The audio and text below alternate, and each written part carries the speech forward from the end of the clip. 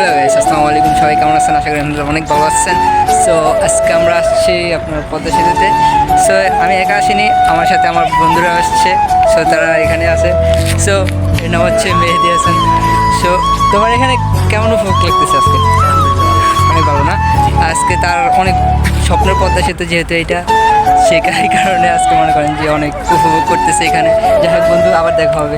আল্লাহ হাফেজ। আজকে আমার নেক্সট আমার বন্ধুতে আরেকটা হাই গাইস, এটা হচ্ছে তার, তোমার নাম বলো। মঈনুদ্দিন। মহিনুদ্দিন। সে কিন্তু গ্রামে থাকে, বাট সে আজকে ঢাকা আসছে ফার্স্ট। আজকে আমার আরেকটা ফ্রেন্ড আছে, তার কাছে চলে যাবো এখন। তার কাছে কেমন লাগছে?